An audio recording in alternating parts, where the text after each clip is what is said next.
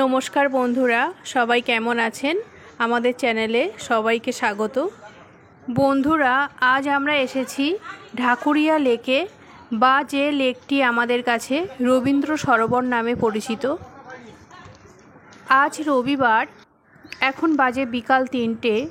আমি চলে এসেছি ছেলেকে নিয়ে বেড়াতে ঢাকুরিয়া লেকে। এই লেকে অনেক কিছুই আছে, তার মধ্যে দুর্গা গ্যালারি, শিশু উদ্যান, বাচ্চাদের ক্রিকেট খেলার মাঠ, নৌকা বিহারও করতে পারবেন এখানে এসে, নজরুল মঞ্চ, সুইমিং ক্লাব, এরকম অনেক কিছুই এখানে আছে। তবে কতটা আপনাদের সাথে শেয়ার করতে পারবো বলতে পারছি না, আমার আসতে অনেক দেরি হয়ে গেছে। চলুন বন্ধুরা, আমাদের সাথে আপনারাও দেখতে থাকুন।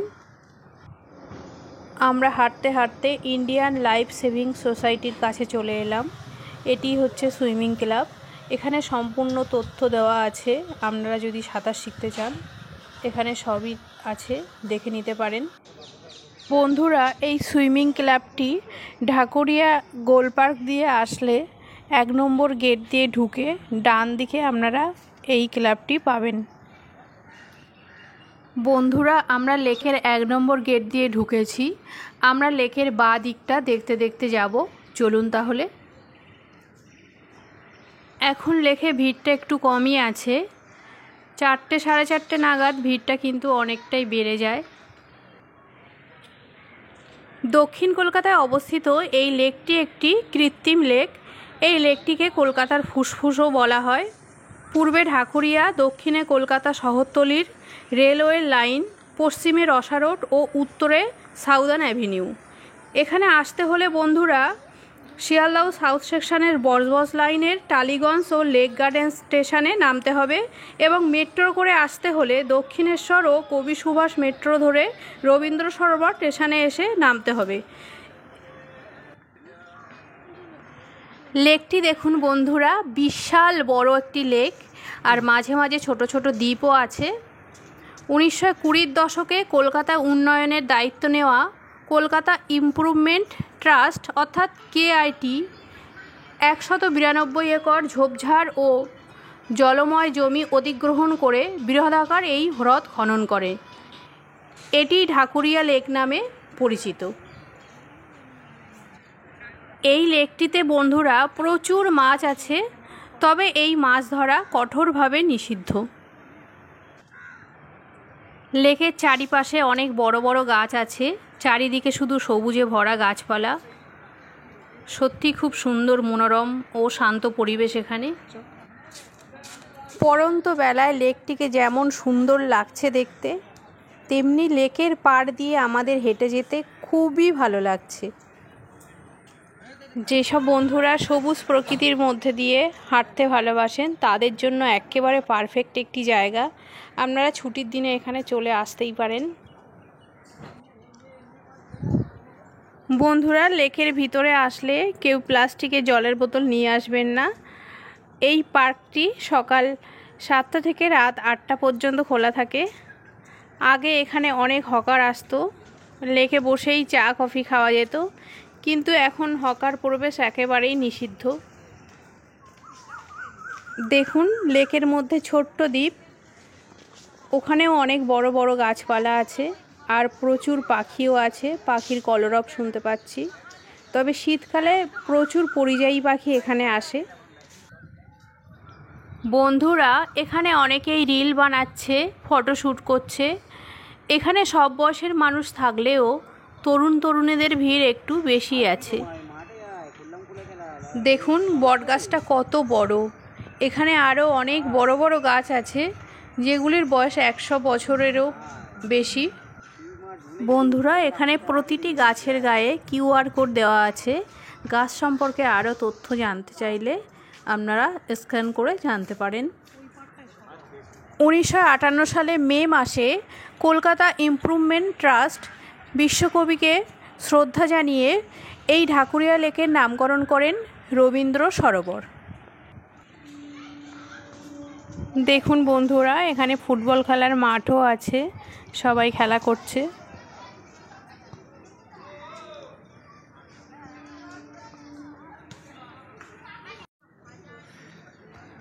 বন্ধুরা, আমরা হাঁটতে হাঁটতে দুর্গা গ্যালারিতে চলে এলাম।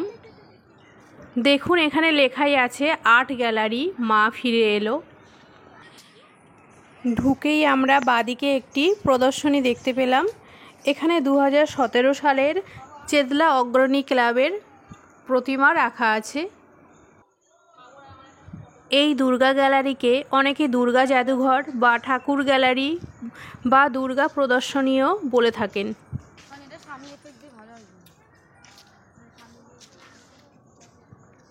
বন্ধুরা, আমরা এবার দুর্গা গ্যালারিতে প্রবেশ করব। দুর্গা গ্যালারিতে ঢোকার আগে দেখুন ফ্রান্সের প্যারিস শহরের আইফেল টাওয়ারের মতো দেখতে কিছুটা। লেখা আছে মা ফিরে এলো। বন্ধুরা, এই দুর্গা গ্যালারি দেখতে হলে সকাল 7টা থেকে 11টার মধ্যে আর বিকাল 3টে থেকে সন্ধ্যা 7টার মধ্যে এখানে আসবেন। চলুন বন্ধুরা, এবার গ্যালারির ভিতরে প্রবেশ করি। বন্ধুরা, আমাদের সাথে আপনারাও দেখতে থাকুন। এখানে কলকাতার দুর্গাপূজার সেরা প্রতিমাগুলো রাখা আছে। বন্ধুরা, 2012 সালে এই দুর্গা গ্যালারি বা দুর্গা জাদুঘরটি তৈরি করা হয়। কলকাতা ইমপ্রুভমেন্ট ট্রাস্ট দ্বারা এই জাদুঘরটি পরিচালিত হয়। বন্ধুরা, এই দুর্গা গ্যালারির বাইরের ও ভিতরের দেওয়াল পোড়ামাটির মোটিভ দিয়ে সাজানো। গ্যালারিতে প্রায় 9টি প্রদর্শনী আছে।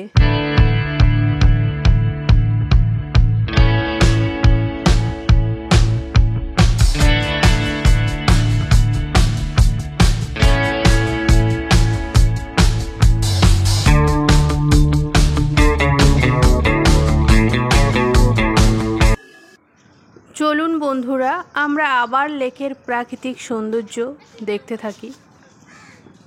দূরে দেখতে পাচ্ছি বন্ধুরা একটা নৌকা আসছে। লেকের ভিতরে যে ছোট ছোট দ্বীপ আছে ঠিক তার পাশ দিয়েই একটা নৌকা আসছে। পরন্ত বিকালে নৌকা বিহার করতে যা মজা লাগে, সত্যিই খুব দারুণ।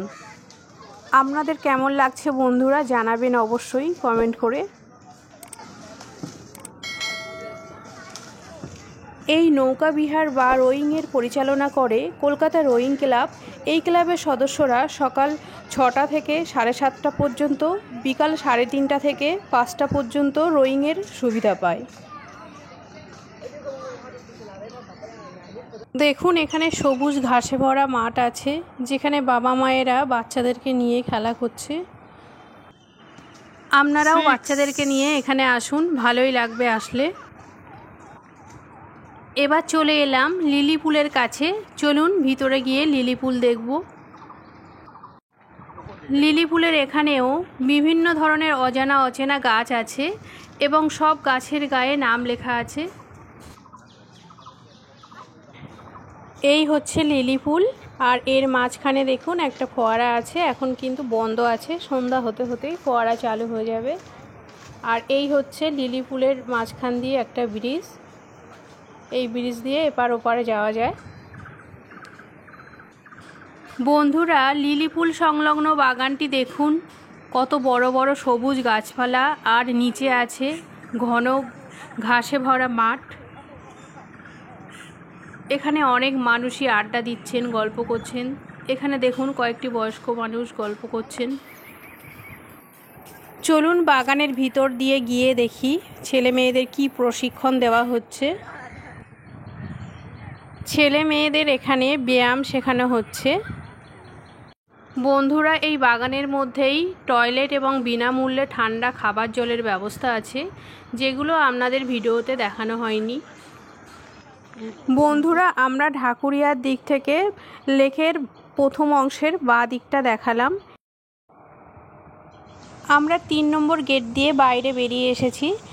আর গেটের ডান দিকটায় দেখুন বন্ধুরা, এই সেই রোয়িং ক্লাব, যেটি ব্রিটিশরা 1858 সালে তৈরি করেছিলেন।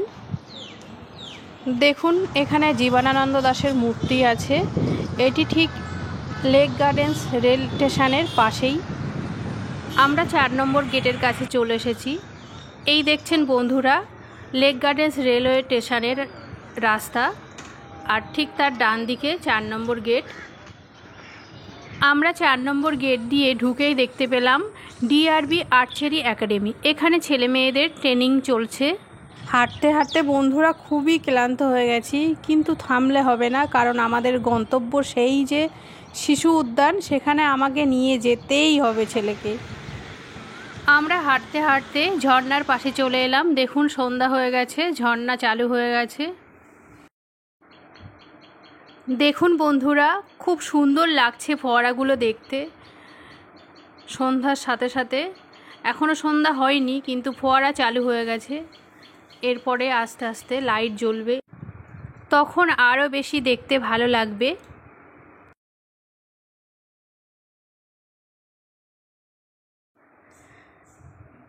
যেতে যেতে একটি গ্রুপকেও দেখতে পেলাম, একসাথে বসে গান করছে। কিছুক্ষণ দাঁড়িয়ে গানও শুনলাম।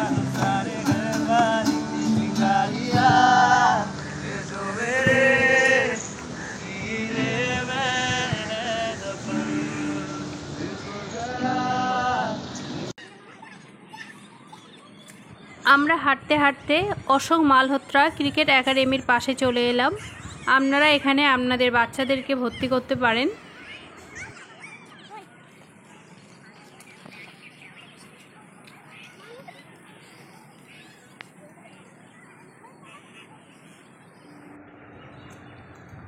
হাঁটতে হাঁটতে আমরা ক্লান্ত হয়ে পড়েছি, একটু জল খেয়ে নিয়ে এবার চিলড্রেন পার্কে যাব। এই যে রাস্তাটি দেখছেন, এইটা হলো পার্কের রাস্তা। চিলড্রেন পার্কের সামনে চলে এসেছি। চলুন আমার সাথে আপনারাও পার্কের ভিতরে। বাচ্চাদের খুশি মজা দেখতে সবারই খুব ভালো লাগে।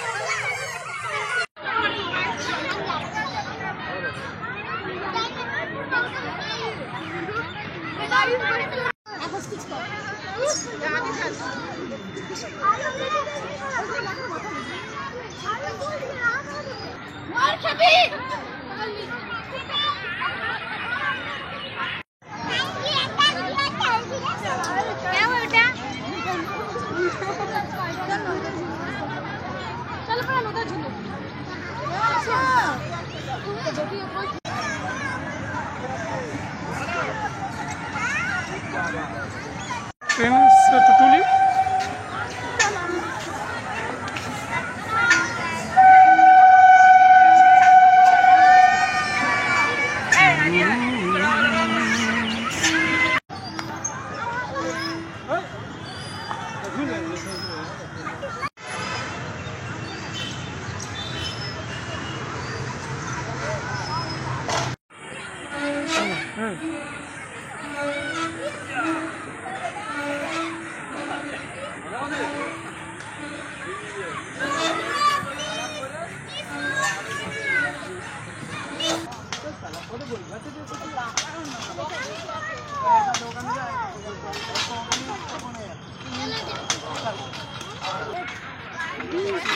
একটা দিয়ে করে না পড়ে যাবে দাদাটা এই দেখে টেলি খারাপ হবে এই কাটি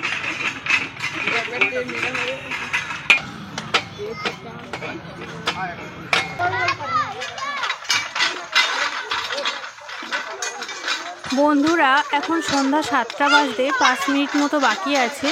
চিলড্রেন পার্ক বন্ধ হওয়ার সময় হয়ে গেছে। 7টার সময় চিলড্রেন পার্ক বন্ধ হয়ে যায়। এবার আমরা বাইরে বেরিয়ে যাব, তবে যাওয়ার আগে আর একবার দেখে নিন সন্ধ্যার সময় লেক দেখতে কেমন লাগে। আমরা 7 নম্বর গেট দিয়ে বাইরে যাব। দেখুন এই হচ্ছে 7 নম্বর গেট, আর ঠিক গেটের সামনে আছে বিশ্বকবি রবীন্দ্রনাথ ঠাকুরের মূর্তি। বন্ধুরা ভিডিওটি আর বড় করব না, ভিডিওটি এখানেই শেষ করব।